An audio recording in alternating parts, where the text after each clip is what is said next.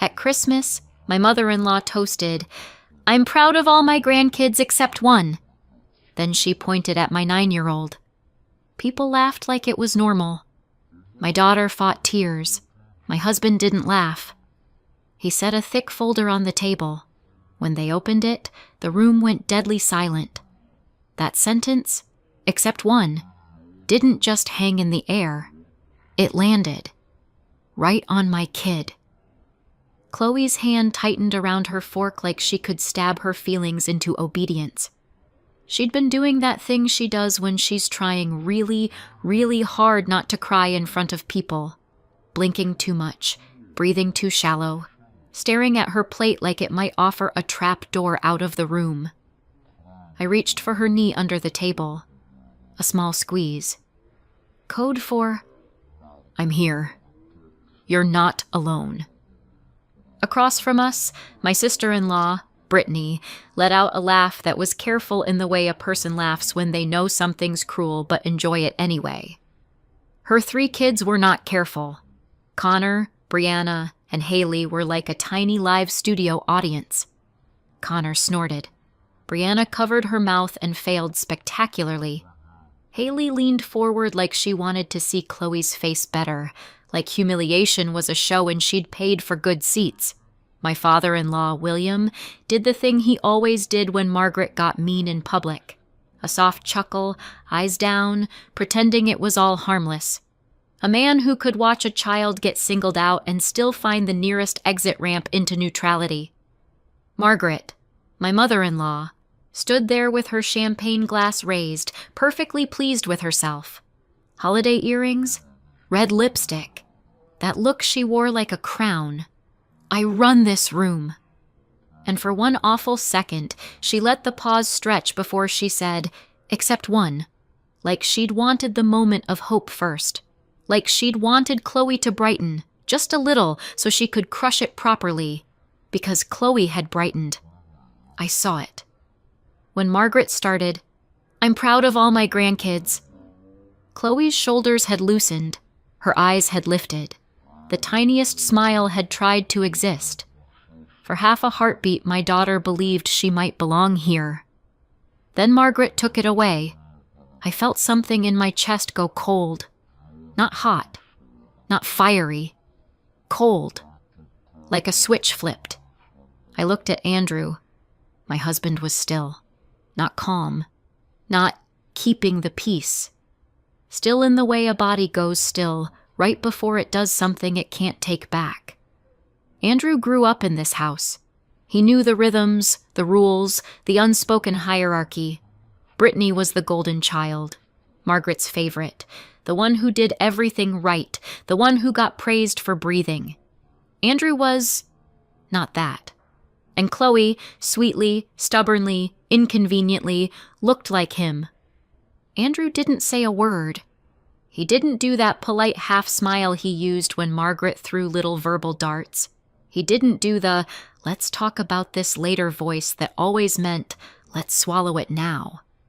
He just reached down, pulled a thick folder out from his bag, placed it on the table in front of Margaret like he was setting down something heavy enough to dent wood. A couple of relatives, because yes, this wasn't just us, shifted in their seats. Aunt Denise stopped chewing. Cousin Mark raised his eyebrows like, "Oh boy." Someone made a little nervous "what's that" sound, as if a folder was a wild animal that might bite.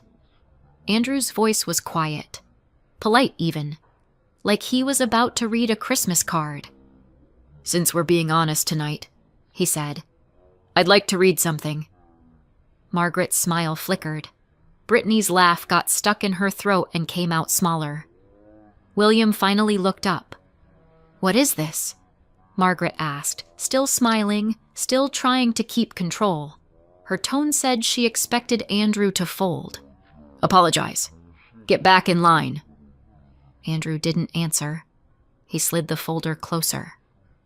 Margaret, for one proud, stupid second, looked like she thought it might be something sentimental. A tribute. A letter. A family speech. Then Brittany reached over, too fast, too familiar, and flipped it open like she owned everything on that table. The first page flashed. I didn't see the words. Not really. Just blocks of text. Highlighting. A line of numbers. Brittany's face changed anyway.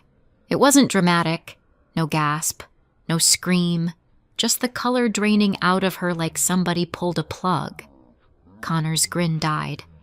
Brianna stopped mid-laugh.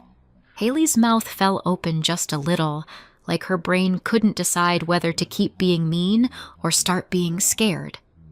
Margaret leaned forward. William's hand froze on his glass. For a moment, the room was so quiet I could hear the heating vent click. Margaret's eyes moved across the page. Her lips parted. Her smile broke.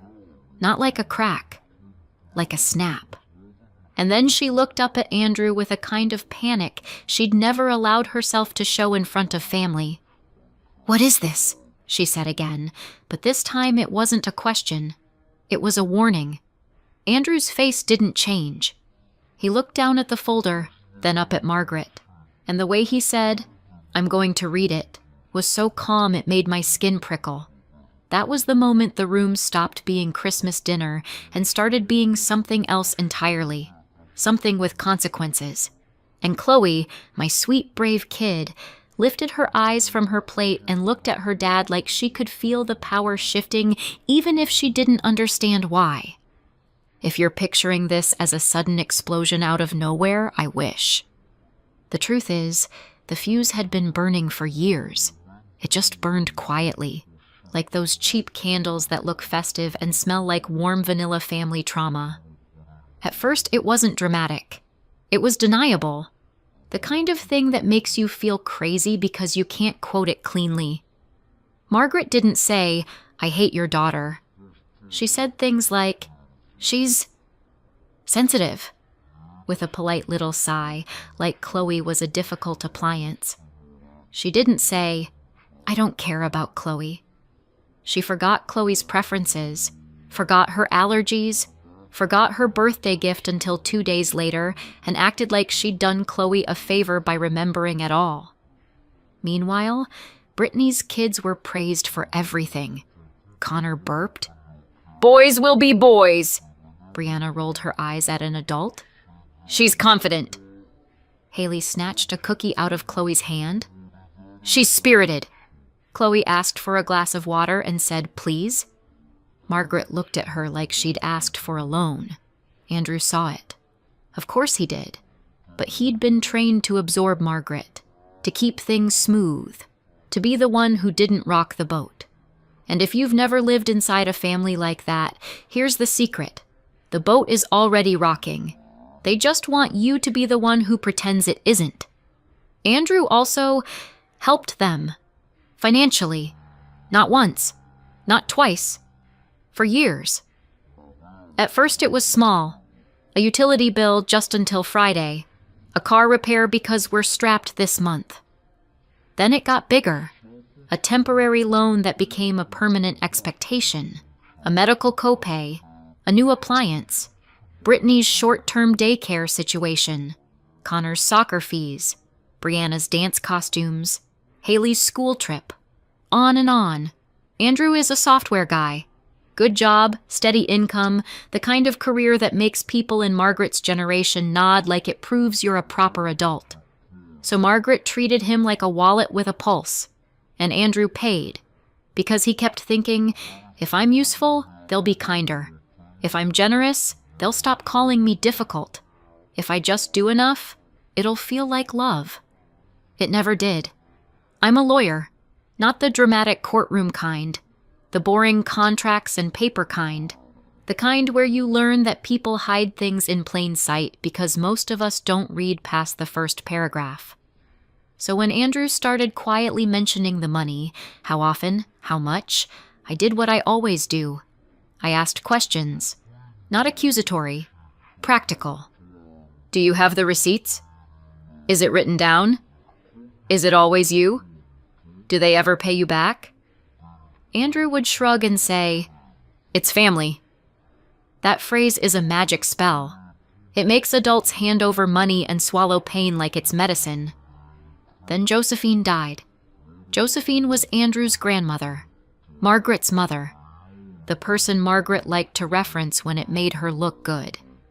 Josephine would never approve of that. Josephine believed in family. But Josephine, when she was alive, had been kinder to Andrew than Margaret ever was. Josephine saw him. She didn't need him to be Brittany to count as valuable. And Josephine adored Chloe.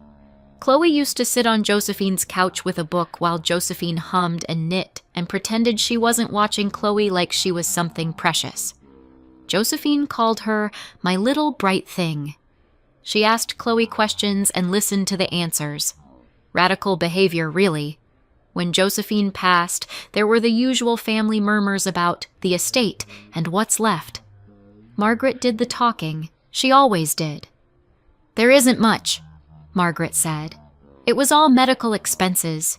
You know how it is." Brittany nodded like she'd already moved on. William made a sympathetic noise. Everyone acted like that was the end of the conversation. Andrew didn't fight it. Not then. But afterward, little things didn't add up. A comment. A slip. Margaret getting weirdly defensive when Andrew asked a simple question. Brittany answering too fast with, "It's handled," like the conversation itself was the problem. And the requests for money didn't vanish, but they changed. They came less often, spaced out, dressed up as casual, like someone trying to look normal after they'd already moved something heavy behind the curtain. What did get bolder wasn't the asking. It was the attitude. The warmth went thin. The jokes got sharper. And Chloe stopped being quietly ignored and started being noticed, in that deliberate way that makes a child feel like she's doing something wrong just by sitting at the table. Josephine's death didn't make them careful. It made them confident, like they thought whatever they'd handled was locked away for good, and now they could say the quiet parts out loud. Andrew didn't accuse them. Not at first. He just started looking, quietly, without drama, the way a person does when they don't want to believe what they might find. I helped with the boring parts, organizing what we already had. Transfer histories, old texts, emails, every "can you help us just this once?" that had apparently happened 19 times. We didn't have some secret detective board with red string. We had a kitchen table and a laptop and a growing sense of dread. At some point, Andrew came home with a look on his face I didn't recognize. Not anger, recognition. Like he'd finally found the piece of the puzzle that made everything else click into place, and he wished he hadn't. He didn't tell me everything at once. He didn't even want to say it out loud. He just said, "They lied." I asked, "About what?" Andrew swallowed. "Josephine." That was it. That was all he could manage in that moment. And because I'm me, I didn't push for a full explanation. I asked, "Do you have proof?" Andrew didn't answer right away. He just looked past me like his brain was trying to catch up to what his gut already knew. "Not yet," he said finally. "But I can get it." Then he did something that, in our marriage, is basically his version of panicking. He got quiet and methodical. For the next couple of weeks, Andrew spent more time in his home office than he ever had. Not playing games, not doom scrolling, working, printing, highlighting, making calls he didn't tell me about until after they happened. The kind of calls where you come back looking like you just walked out of a room with fluorescent lighting and bad news. I didn't nag him. I didn't hover. I didn't say, "You need to confront them right now," because that's how you end up being blamed for everything. Instead, I did the only thing I could do. I made sure Chloe felt normal. I packed lunches. I asked about school. I kept the world steady while Andrew quietly pulled at threads. One night, he came out of his office holding a folder. Not thick yet, not dramatic, just heavy in his hands, like it already weighed more than paper should. "Kate," he said. My name came out careful. I followed him to the kitchen table. He set the folder down and opened it, then slid it toward me like he couldn't bear to hold it alone. I flipped the first page. I saw Chloe's name, not scribbled, not maybe, printed, clean, official. I turned another page, and another, numbers, dates, transfers, notes in that sterile transactional language that banks use when they want you to forget the money is real. I don't want to get dramatic here, but my stomach honestly dropped like I'd missed a step on the stairs. "This is a lot," I said, because my brain didn't have a better sentence ready. Andrew nodded once, jaw tight.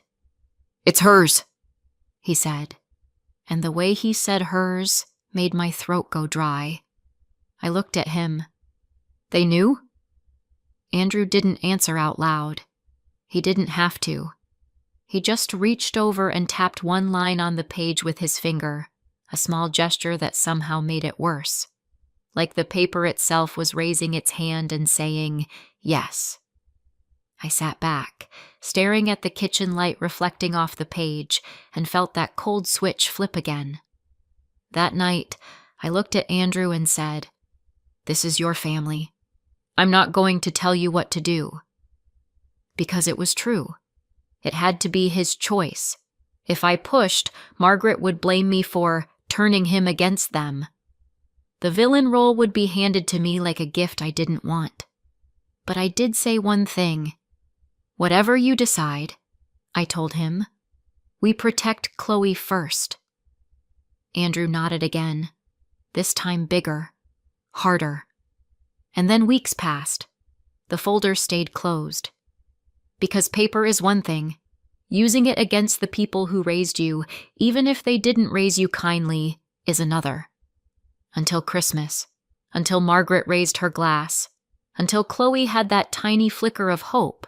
Until Margaret crushed it. And Andrew finally chose action over peace. Back at the table, Margaret tried to regain control with the only tool she had, performance. She laughed, bright, fake. "Andrew," she said, like she was indulging a child. "Put that away. Don't do this in front of everyone." Andrew looked around the table, at the cousins and aunts, and the people who'd been laughing at Chloe 2 minutes ago. "That's the point," he said. His voice stayed calm. His hands didn't shake. He didn't look like a man having a tantrum. He looked like a man reading a weather report that happened to involve a storm. "I'm going to read a few things," he said, and then he looked at Margaret directly. "And then we're leaving." Brittany opened her mouth, then closed it. William cleared his throat. Margaret's eyes darted, calculating. Andrew began at the top of the page. He didn't start with Josephine. He didn't start with whatever had turned Brittany and Margaret pale. He started with what everyone already knew in theory, but no one liked hearing out loud. Money. "June 12th, Andrew read. $1,200. Car repair. Sent to Mom." He looked up. "Margaret." Margaret flinched at her own name like it was a slap. Andrew kept going. "August 3rd, he said. $800. Back rent. Sent to Brittany." Brittany's smile twitched. "October 18th, Andrew said. $450. School trip." He didn't narrate feelings. He didn't add insults. He just read. Numbers, dates, notes, totals. It was uncomfortable. But not shocking. Not yet. People shifted in their chairs. A couple relatives stared at their plates. Connor looked confused, like he'd expected a fun fight, not math. And I could feel it. The wave of relief from Margaret and Brittany. Like, oh, it's just this. It's just him being dramatic about helping. Fine. We can shame him for embarrassing us and then we'll move on. Margaret tried to lean into that. "This is ridiculous," she said sharply. "You chose to help." Andrew didn't look up from the page. "Mm-hmm," he said, like he was agreeing with someone about the time. "Total, over 4 years? 48,600 and..." Brittany cut in. Stop. Andrew, that's not... Andrew lifted a hand, not aggressive, just final. No, he said. You don't get to interrupt now. Brittany went still. William's face had gone blotchy. He kept glancing around at the guests, like he could still salvage his reputation if he left the room fast enough. Margaret's lips tightened. This is a family dinner, she hissed. Andrew finally looked up. His eyes were flat. No, he said. This is a performance you've been running for years, and Chloe just got cast as tonight's punchline. Chloe's head snapped up at her name. Andrew softened, just a fraction, when he looked at her. Then he looked back down, turned the page, and the air in the room changed. It was subtle. The way a room changes when a joke stops being funny, when people realize they're standing too close to something dangerous. He didn't raise his voice. He didn't have to. Josephine left a trust, he said, calm as ice. For Chloe. She was the only beneficiary. Margaret made a small, broken sound. No. And you two, Andrew added, eyes on the paper, were the trustees, meaning it wasn't yours. It was hers. The room went quiet in the way it does when everyone understands the same thing at once. Andrew read 2 lines. Just 2. 7,500. Labeled Home Improvement, paid from Chloe's trust. Brittany went rigid. 4,200. Credit card. Same account. Andrew didn't even look up when he said it. This isn't a misunderstanding, he said. It's documented. My stomach turned cold again because I understood what he was doing. He was letting everyone in the room realize at the same time that this wasn't about family drama. It was about something they couldn't hand-wave away with a sigh and a guilt trip. Margaret leaned forward, voice sharp. Andrew, stop, right now. Andrew didn't stop. Brittany tried a different tactic, softer. Okay. This isn't what it looks like. Andrew glanced up. What does it look like, Brittany? Brittany's mouth opened. Nothing came out. Because the problem with documented truth is that it doesn't care about your tone. Margaret's eyes went wild for a second. She reached toward the folder. Andrew slid it back. Calm. Controlled. Protective. Don't touch it, he said. The entire table froze. Not just because Andrew had said don't to Margaret in her own house, but because Margaret listened. She didn't sit back like a queen anymore. She sat back like someone who realized the crown could be taken. Andrew finished the page, read one more line, one more number, and then he closed the folder. That sound, the folder snapping shut, felt like a door slamming. Andrew stood. We're leaving, he said. Margaret's voice went thin. If you walk out that door... Andrew cut her off, still calm. You don't get access to her again. He nodded toward Chloe. Chloe stared at him, eyes wide, as if she'd never seen an adult do something so clear on her behalf. I reached for Chloe's hand. Andrew took her other one. We stood. And this is the part people don't talk about. Leaving isn't dramatic the way yelling is dramatic. Leaving is quiet. Leaving is you pushing your chair back while the room watches. Leaving is you walking past Christmas decorations that suddenly look cheap and fake. We made it to the front door before Margaret found her voice again. This is because of her, Margaret snapped, and she didn't mean Josephine. She didn't mean money. She meant me. Kate has poisoned you. Andrew didn't even turn around. Outside, the cold hit my face like a reset button. Chloe took one shaky breath, then another, like she'd been holding it all night and only now remembered she was allowed to inhale.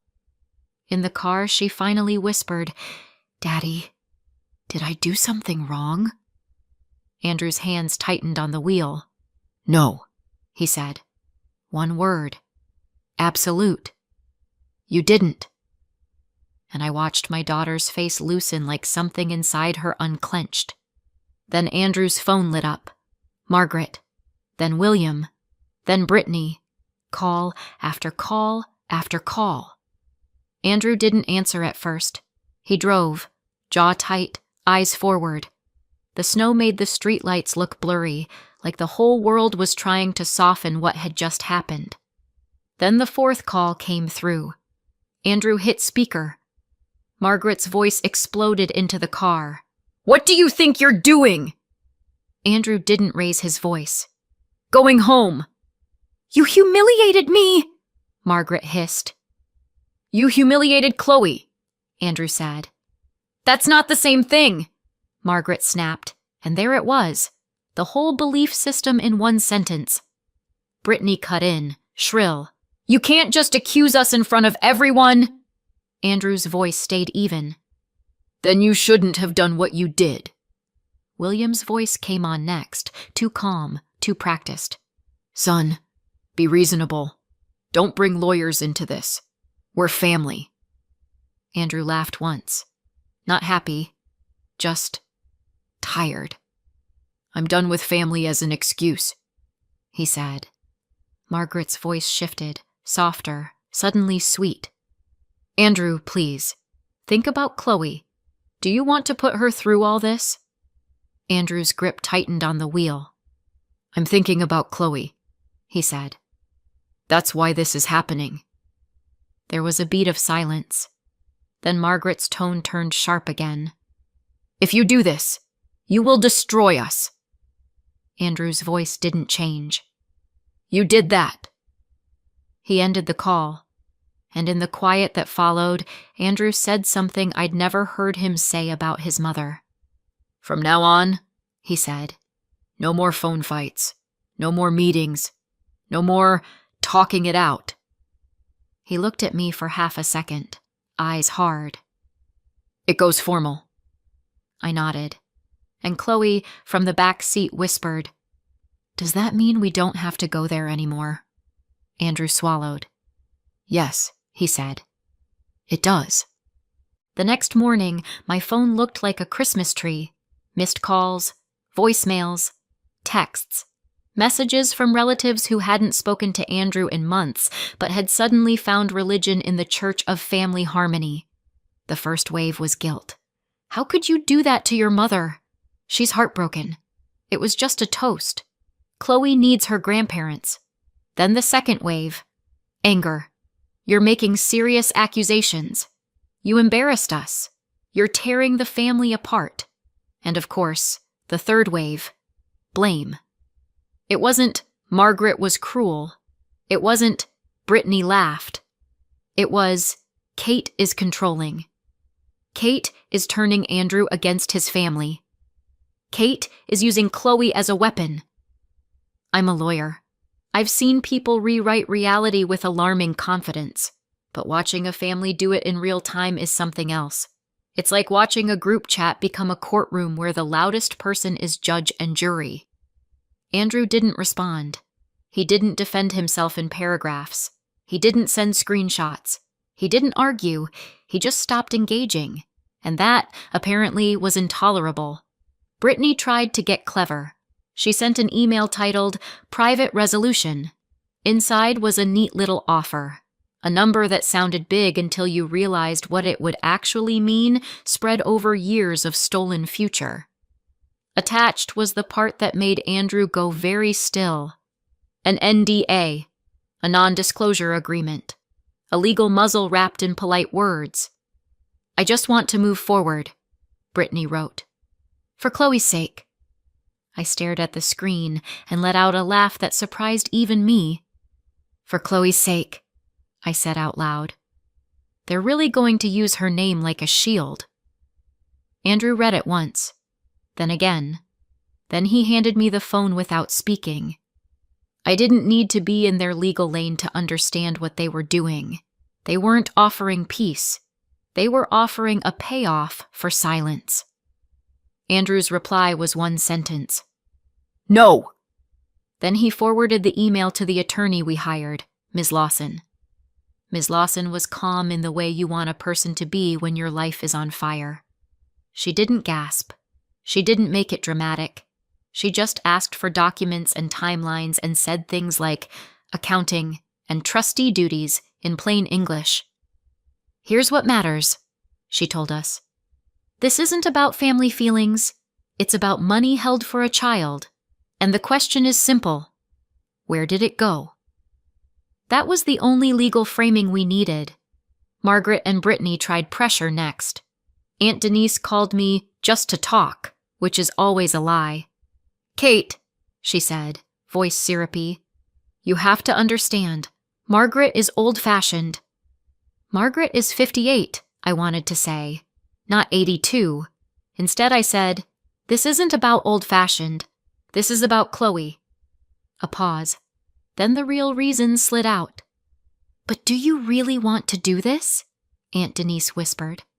"To family?" I looked at Chloe coloring at the kitchen table, tongue sticking out in concentration, trying to rebuild her sense of safety one crayon stroke at a time. "They already did it to Chloe," I said. "We're just not pretending anymore." Margaret's messages changed tone as soon as she realized guilt wasn't working. First she begged, then she threatened, then she begged again, then she tried concern. "I'm worried about Andrew," she texted. "This isn't like him." It was like him. He'd just finally stopped aiming it inward. The smear campaign didn't go public. It went family public. Group chats, church friends, neighborhood whispers, the kind of reputation warfare that doesn't leave fingerprints. But the thing about documentation is that it doesn't care who whispers. Ms. Lawson sent a formal letter requesting an accounting and repayment. It wasn't written like a movie villain. It was written like a professional who knows what happens next if you ignore it. Margaret's response, through her own lawyer, was exactly what you'd expect from people who'd been caught and still wanted control. They claimed misunderstanding. They claimed best interest. They claimed they'd been managing the funds. They offered a new settlement, higher than the first, still insulting, with a new NDA. Andrew didn't blink. "No," he said again. Then the hearing date came. Weeks later, not overnight justice, real-life timing, long enough for the stress to sit in your body like a weight. Chloe had nightmares.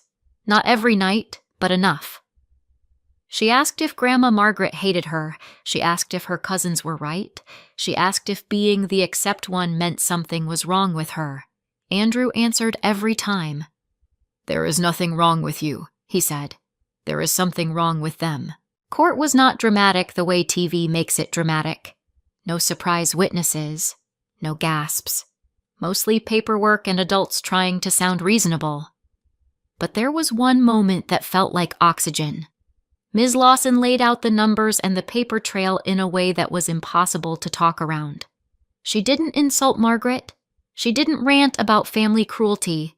She simply showed what money existed, what it was meant for, and what happened to it. The judge didn't look impressed. Margaret sat very straight, chin up, the way she always did when she wanted to look innocent. Brittany stared at the table like it could swallow her whole. William looked older than I'd ever seen him, smaller.